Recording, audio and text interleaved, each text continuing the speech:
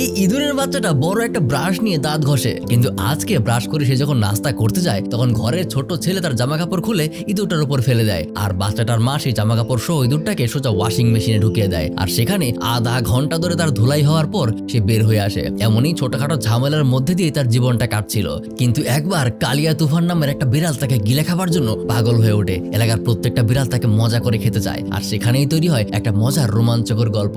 ছোটবেলায় আমার নিজের পছন্দের যত সিনেমা আছে তার মধ্যে এই সিনেমাটা একদম প্রায় উপরের দিকে ছিল, আর সেই গল্পটা এখন আপনাদেরকে বলতে চলেছি। বলছি 1999 সালে মুক্তি পাওয়া সিনেমাটার কথা, যার নাম স্টুয়ার্ট লিটল। তাহলে চলুন একদম শুরু থেকে শুরু করা যাক।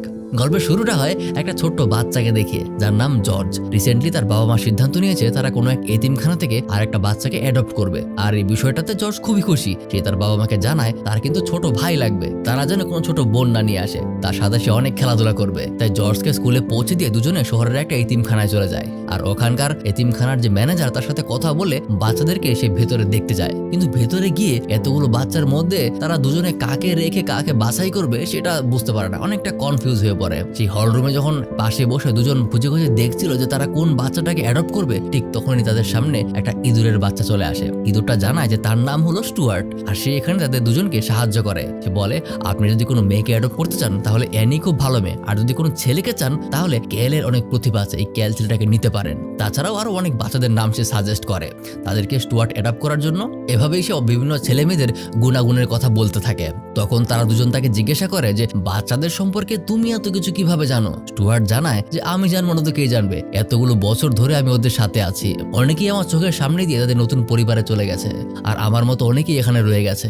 আমি চাই প্রত্যেকে একটা নতুন পরিবার পাক, আমার মতো কেউ যেন এখানে পড়ে না থাকে। আর এই কথাগুলোই দুজনের মন ছুঁয়ে যায়। কিছুক্ষণ পর ম্যানেজারের কাছে ফিরে গিয়ে তারা স্টুয়ার্ট নামের ইঁদুরটার সম্পর্কে জানতে চায়। বলে যে তারা দুজনে আসলে ইঁদুরটাকেই অ্যাডপ্ট করতে চায়, কিন্তু ম্যানেজার তাকে সাজেস্ট করে যে এতগুলো বাচ্চা থাকতে আপনি কেন ইঁদুরের বাচ্চা বাছাই করছেন? এটা তো আপনার পরিবারের সাথেও ম্যাচ হবে না। কিন্তু তবুও দুজনে এরকম সিদ্ধান্তই নেয়। তাই অফিসিয়ালি স্টুয়ার্ট এখন সেই পরিবারের সদস্য হয়ে যায়, আর এই পরিবারের নাম হলো লিটল পরিবার।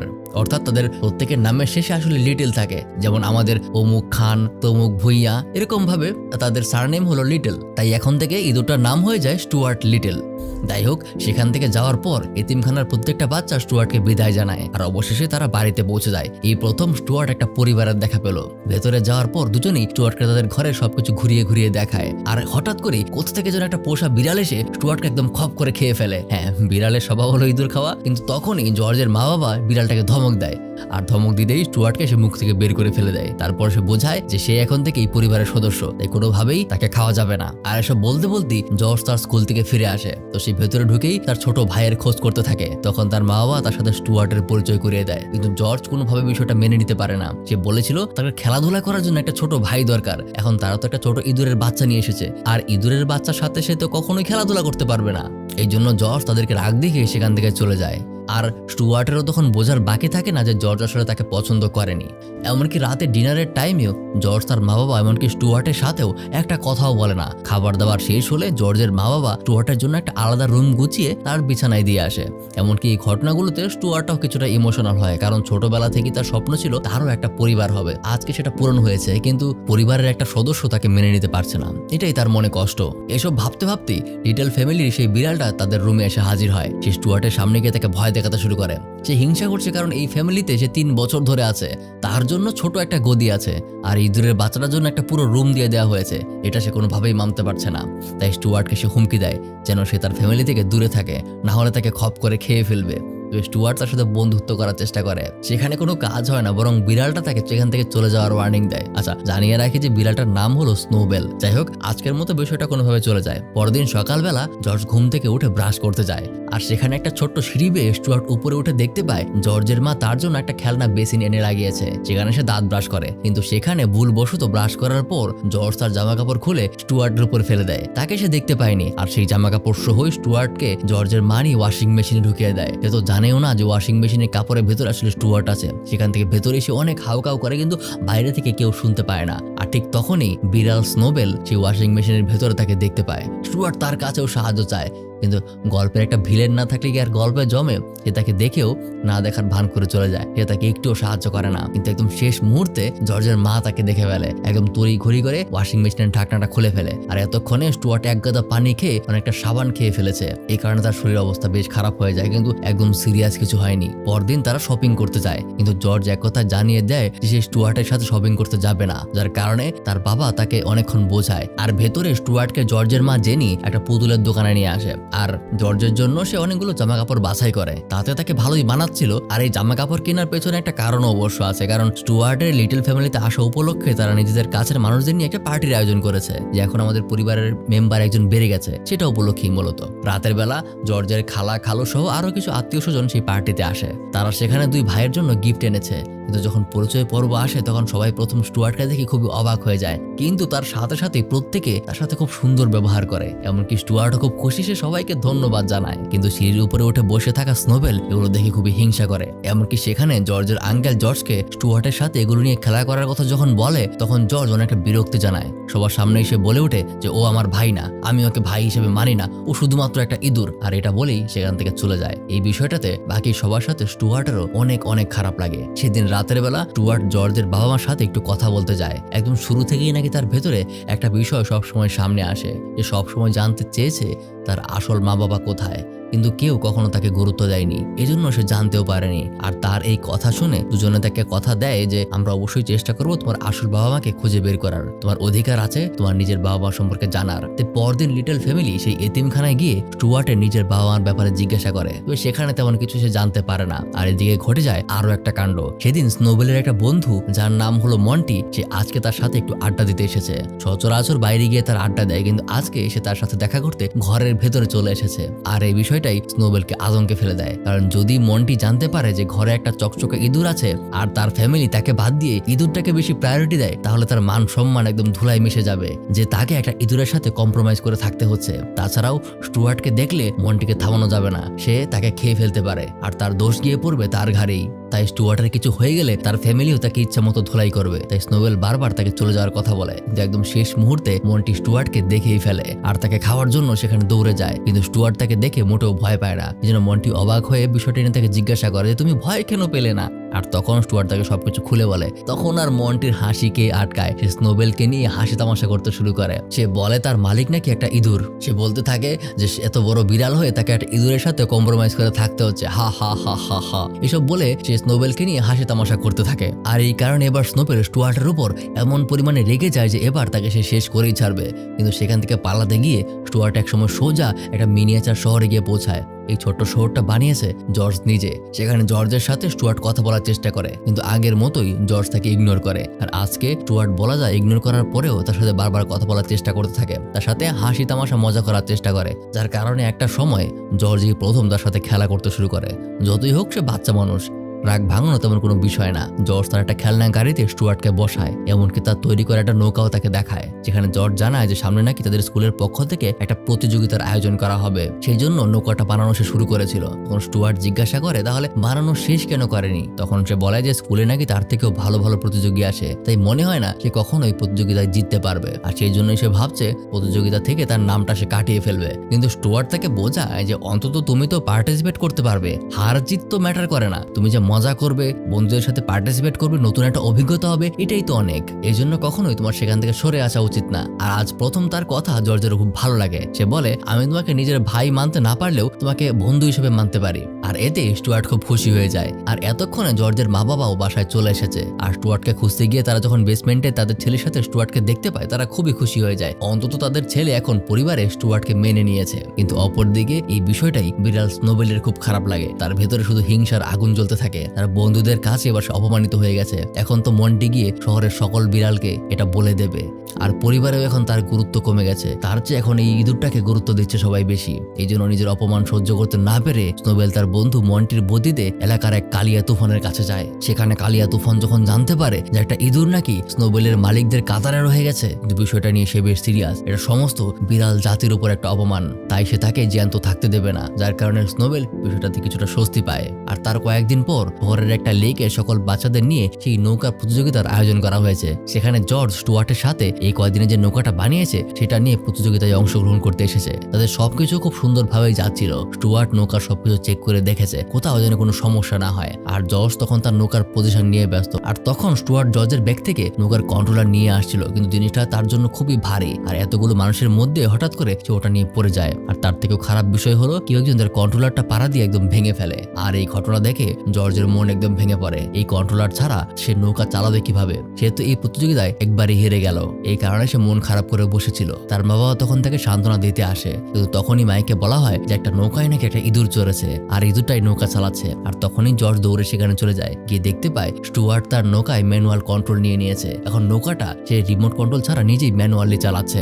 অবশ্য তার মা বাবা বিষয়টাতে অনেক ভয় পেয়ে যায়, যদি স্টুয়ার্ট পানিতে পড়ে যায় তাহলে তো সমস্যা, কিন্তু তবুও জর্জ তাকে উৎসাহ দেয়। আর এক সময় তার নৌকা এক এক করে সবাইকে পিছিয়ে ফেলে সামনে এগোতে থাকে। কিন্তু তাদের মধ্যে একটা বড়লোক বাবার ছেলে তার নৌকা নিয়ে অন্য সবার নৌকা ডুবিয়ে ফেলছিল, এমনকি বাকি সবার সাথে সে টক্কর করে। আর একটা সময় সে জর্জের নৌকার উপর নজর দেয়, সেটাও সে ডুবিয়ে ফেলতে চায়। এই কারণে কয়েকবার নৌকাটাতে ধাক্কা দেওয়ার পর নৌকাটা প্রায় ডুবে যেতেই ধরে। এই বিষয়টাতে জর্জ খুবই ভয় পেয়ে যায়। এখন নৌকা বাদ দিয়ে সে স্টুয়ার্টকে নিয়ে বেশি চিন্তা করছে, কিন্তু একদম শেষ মুহূর্তে এই ছেলেটা তার নৌকার কন্ট্রোল হারিয়ে ফেলে। আর স্টুয়ার্ট তার নৌকা নিয়ে একদম ফিনিশ লাইনে পৌঁছে যায় এবং এই প্রতিযোগিতায় জর্জের নৌকাটাই প্রথম হয়ে যায়। এই ঘটনায় সবাই খুব খুশি হয়ে যায়। ভিড়ের মধ্যে একজন জিজ্ঞাসা করে নৌকার ইঁদুরটা আবার কই থেকে আসলো? তখন জর্জ বলে ওঠে, ওটা ইঁদুর না, ওটা আমার ভাই।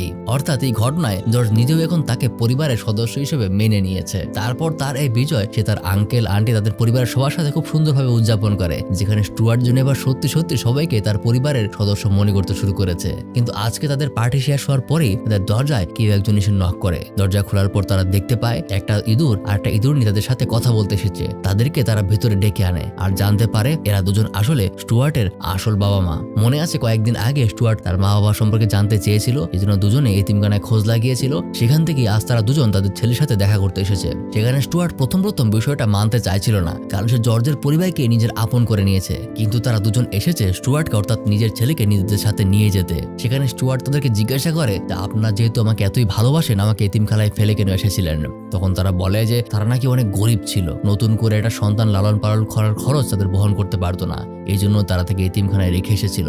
তবে এখন তারা বেশ বড়লোক, তাদের নতুন বাড়ি আছে, সবকিছু আছে। সেখানে স্টুয়ার্ট আর কিছু বলতে পারে না, সে শুধু চুপ করে থাকে। তাই স্টুয়ার্ট আর জর্জকে তারা পাশে পাঠিয়ে দেয় আর বলে আমরা তাকে অ্যাডপ্ট করেছিলাম, তখন থেকেই সে আমার পরিবারের সদস্য। কিন্তু সেখানে স্টুয়ার্টের পিতামাতা বলে যে আপনারা বুঝতে পারছেন না, এক সময় সে বড় হবে, তার এমন এমন কিছু দরকার হবে যেগুলো প্রয়োজন কখনোই আপনারা মেটাতে পারবেন না, কারণ যতই হোক আপনারা মানুষ আর আমরা ইঁদুর। আর তখনই তাদের মাথায় চলে আসে স্টুয়ার্ট একবার বলেছিল তার নাকি খুব খালি খালি মনে হয়। এখানে তাদের মাথায় আসে যে হয়তোবা একটা নির্দিষ্ট সময় পর স্টুয়ার্টের একজন পার্টনার দরকার হবে, তখন তারা কি করবে। তাই সবকিছু বিবেচনা করে অবশেষে দুজনে স্টুয়ার্টকে বোঝায় যে তোমার আসল বাবা মার কাছেই তোমার ফিরে যাওয়া উচিত, আমরা সবসময় তোমার সাথে আছি, সবসময় তোমার সাথে থাকবো, যখন খুশি আমাদের সাথে দেখা করবে তো তুমি ওনাদের সাথেই ফেরত চলে যাও। তাই অবশেষে স্টুয়ার্ট আর কোনো কিছু চিন্তা না করেই তাদের কথায় রাজি হয়। কিন্তু জর্জ আবার এই বিষয়টা মানতে পারে না, সে তার রুমে গিয়ে রাগ হয়ে বসে থাকে। বিদায়ের সময় জর্জ স্টুয়ার্টকে তার পছন্দের গাড়িটা গিফট করে আর সেই গাড়িতে করেই তারা বেরিয়ে যায়। আর তারপর স্টুয়ার্টের মা বাবা তাকে নিয়ে তাদের ইঁদুরদের আস্তানায় চলে আসে। তাদের সেখানে একটা বাড়ি আছে, কিন্তু যত যাই হোক স্টুয়ার্ট তবুও তার পরিবারকে অর্থাৎ জর্জকে বলতে পারে না। তারপর কয়েকটা দিন পার হওয়ার পর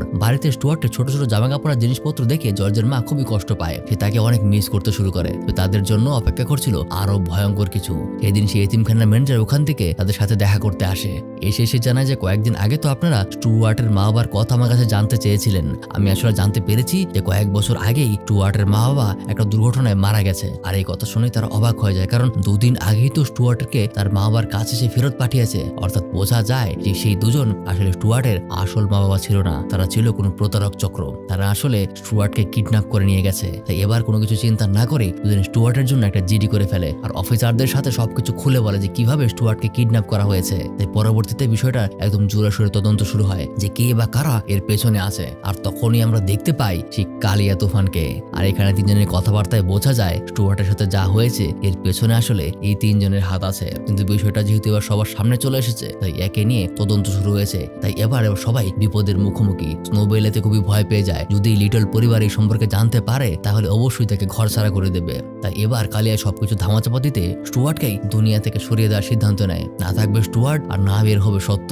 আর এই সকল খবর পৌঁছে যায় স্টুয়ার্টের নকল বাবা মার কাছে। কিন্তু আসলে তারা স্টুয়ার্টের নকল বাবা মা হলেও এই কয়েকদিনে সত্যি সত্যি তারা তাকে নিজের ছেলের মতো দেখতে শুরু করেছে। তাই যখন কালিয়া তুফানের উদ্দেশ্য তারা জানতে পারে যে স্টুয়ার্টকে তারা একবারে মেরে ফেলবে, তাই তখন সে স্টুয়ার্টকে তাদের আসল সত্য জানিয়ে দেয়। সে বলে দেয় যে তারা দুজন আসলে তার আসল পিতামাতা না, বরং সেই কালিয়া তুফানের কথাতেই তারা এই অভিনয়টা করেছে। কিন্তু আজকে কালিয়া তুফান তাকে একদম মেরে ফেলতে চায়, তাই সময় থাকতেই সেই জন্য এখান থেকে পালিয়ে যায়। এই সকল কথা স্টুয়ার্টকে প্রথম খুবই কষ্ট দেয়, কিন্তু পরে সে খুবই খুশি হয়ে যায় যে কারণ তারা আজ তার আসল বাবা না, অর্থাৎ আবারও সে লিটল পরিবারের কাছেই ফিরে যেতে পারবে। তাই সে তার নকল বাবা মাকে বিদায় জানিয়ে জর্জের দেওয়া গাড়িটা নিয়ে লিটল ফ্যামিলির কাছে ফেরত যেতে বের হয়। আর অপরদিকে এই খবর কালিয়া তুফানের কাছেও পৌঁছে যায়, যার কারণে সে এতটাই রাগ হয় যে সিদ্ধান্ত নেয় প্রথমে ওর নকল বাবা মাকে শেষ করবে, তারপর ওকে ধরা যাবে। আর সেই অনুযায়ী তারা কাজ শুরু করে দেয়। এদিকে স্টুয়ার্ট বাড়ির প্রায় কাছাকাছি চলে এসেছে, কিন্তু একদম শেষ দিকে রাস্তা হারিয়ে ফেলে। ঠিক তখনই সেখানে ঝোপের মধ্যে থেকে লুকিয়ে থাকা কয়েকটা বিড়াল এসে তাকে ঘিরে ধরে, কারণ স্টুয়ার্টকে মারার জন্য কালিয়া এদেরকে অনেক আগে থেকেই অ্যাপয়েন্ট করে রেখেছিল।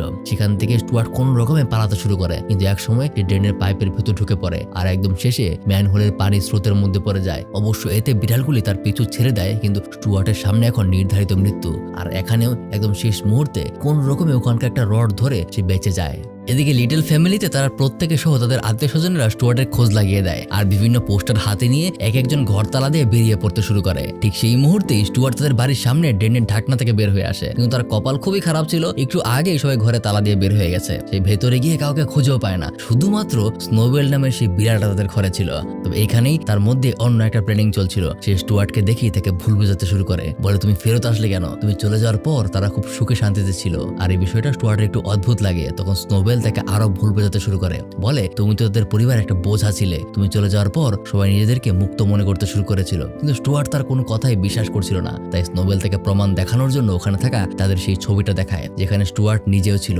প্রত্যেকে থাকলেও স্টুয়ার্টের অংশটা ছিঁড়ে ফেলা হয়েছে। আর এটা দিকে স্নোবেল তার ব্রেইন ওয়াশ করতে শুরু করে। সে বলে তুমি এখান থেকে চলে গেলেই ভালো হবে, কেউ তোমাকে আসলে পছন্দ করে না। কিন্তু আসলে এই ছবিটা তারা ছিঁড়ে নিয়েছিল একটা মিসিং পোস্টার বানানোর জন্য। মূলত তাকে খুঁজতেই সবাই বাইরে বের হয়েছিল, আর এখান থেকে ছবিটা নিয়েই সেটা ফটোকপি করে সব জায়গায় লাগিয়ে দিয়েছিল। কিন্তু এই বিষয়টাকেই হাতিয়ার বানিয়ে স্নোবেল তাকে ভুল বোঝায়। আর এতে করে একসময় স্টুয়ার্ট সত্যি সত্যি সেটা বিশ্বাস করে নেয় যে সে আসলে এই পরিবারের বোঝা ছিল। তাই মনে কষ্ট নিয়ে সে ঘর থেকে বের হয়ে যায়। একা একা সে কোথায় যাবে এবার সেটাও জানে না, সেই জন্য একটা মিথ্যা আশা নিয়ে ফিরে এসেছিল। তাই শেষবারের মতো লিটল পরিবারকে বিদায় জানিয়ে সে চলে যায়। আর তার কিছু সময় পর লিটল ফ্যামিলির সবাই বাইরেতে ফিরে আসে। আর এদিকে জর্জ টেলিফোন নিয়ে সবসময় বসে থাকে, যদি তার কাছে কোনো খবর আসে তাহলে সে সাথে সাথে ছুটে যাবে। তাছাড়াও পরিবারের সবাই তাকে এত ভালোবাসে, এই বিষয়টার দিকে স্নোবেল এবার তার ভুল বুঝতে পারে। বাইরে থেকে তখন অন্যান্য বিড়ালরা এসে স্নোবেলকে জিজ্ঞাসা করে যে স্টুয়ার্ট আসলে কোথায়। সে বলে যে ও চলে গেছে, ওকে নিয়ে আমাদের আর কোনো কাজ নেই। কিন্তু বাকিরা তা মান না, বাকিরা স্টুয়ার্টকে মিলেমিশে খেয়ে ফেলার প্ল্যান করতে থাকে। কিন্তু আজ প্রথম স্নোবেলের মনে স্টুয়ার্টের জন্য একটা সফট কর্নার তৈরি হয়। তাদের পেছনে পেছনে গিয়ে সে তাদের বোঝায়, কিন্তু কেউ তার কথা বুঝতে চায় না। একসময় তাদের চোখের আড়ালে স্নোবেল নিজেই স্টুয়ার্টকে খুঁজে পেয়ে যায়, কিন্তু সেখানে তার কোনো ক্ষতি সে করে না, বরং তাকে জানায় যে তোমার এখান থেকে পালানো উচিত, আমার বন্ধুরা তোমাকে মারতে আসছে। কিন্তু স্টুয়ার্ট কোনো কিছু বুঝে উঠতে পারে না যে তার সাথে আসলে কি হচ্ছে। আর একসময় মন্টি তাদেরকে দেখে ফেলে, আর বাকিরাও সেখানে চলে আসে। তাই স্টুয়ার্টকে নিয়ে এখান থেকে গাছের উপরে উঠে যায়, যে কারণে স্টুয়ার্ট থেকে ধন্যবাদ জানায়। আজ প্রথম স্নোবেল তার জন্য চিন্তা করছে। স্নোবেল এখানকার পরিস্থিতি খারাপ দেখে দ্রুত লিটল ফ্যামিলির কাছে তাকে ফেরত যেতে বলে, কিন্তু স্টুয়ার্ট বলে সে তাদেরকে আর কষ্ট দিতে চায় না। আর এটা শুনতেই স্নোবেল কিছু চিন্তা না করে তাকে সব সত্য বলে দেয় যে আসলে যখন বাড়িতে কেউ ছিল না সবাই তাকে খুঁজতে বের হয়েছিল। আর সেই ছবিটা আসলে তারা নিয়েছিল তার চেহারা নিয়ে পোস্টার বানানোর জন্য, যেন তারা তাকে খুঁজে পায়। স্নোবেল তাকে হিংসা করত, এই জন্যই তাকে উল্টাপাল্টা বুঝিয়েছে। এসব কথা শুনে স্টুয়ার্ট এবার অবাক হয়ে যায়। এমনকি বাকি বিড়ালরা যখন তাকে মারতে আসে, স্নোবেল নিজে আজকে স্টুয়ার্টকে বাঁচায়, কিন্তু এতে করে সে বাকিদেরও শত্রুতে পরিণত হয়। তাই স্টুয়ার্ট তাদের নজর সরানোর জন্য ওখান থেকে পালিয়ে যায়। তবে একদম শেষে সে আবারও ধরা পড়ার পরিস্থিতিতে চলে আসে। একদম শেষে নোবেল ওখানকার সবগুলো বিড়াল সেই ডালেই বসেছিল সেটাকে ভেঙে দেয়, আর সবাই নিচে পড়ে যায়। পরে স্টুয়ার্টকে নিয়ে লিটল হাউসে চলে আসে। জানালা দিয়ে স্টুয়ার্ট সবাইকে ডাক দেয়। তাকে দেখে সবাই অবাক হয়ে তার দিকে ছুটে আসে। তারা সবাই স্টুয়ার্টকে ফিরে পেয়ে খুবই খুশি হয়ে যায়। সে জানায় আজকে স্নোবেল যদি তাকে বাড়ি ফিরিয়ে না আনতো তাহলে হয়তো সে আর কখনোই ফিরতে পারতো না। তাই স্নোবেলকেও তারা আদর করে। আর তাদের সবাইকে এত খুশি দেখে স্টুয়ার্ট জিজ্ঞাসা করে, আমার মনে হয় আমি একটা হ্যাপি ফ্যামিলি পেয়েছি। সবাই তারপর ঘরের ভেতরে চলে যায়। আর এরপর থেকে প্রতিদিনই তাদের মধ্যে হাসি তামাশা মজা আর খেলাধুলা চলতেই থাকে। পরিবার পরিবারের সবাই এখন তাকে নিজের পরিবারের সদস্য হিসেবে মেনে নিয়েছে। আর এখানেই আজকের কিউট গল্পটা শেষ হয়ে যায়। তবে এখানেই শেষ না, পরবর্তীতে এই সিনেমার আরো একটা সিকুয়াল মুক্তি পেয়েছিল, যেটা হলো স্টুয়ার্ট লিটল 2। যদি আপনারা চান তাহলে খুব দ্রুত সেটাও আমি নিয়ে আসবো। তাই কমেন্টে পার্ট 2 লিখে ফেলুন। যদি আমার কাছে মোটামুটি 1000 কমেন্ট চলে আসে পার্ট 2 লিখে, তাহলে খুব দ্রুতই ওইটার পাবলিশ করে ফেলবো। আর ঠিক এমনই একটা মজার গল্প দেখতে ডান পাশের এই ভিডিওটাও দেখতে পারবেন। এতক্ষণ আপনাদের সাথে ছিলাম আমি মারুফ। দেখা হবে পরবর্তী আরেকটা ভিডিওতে।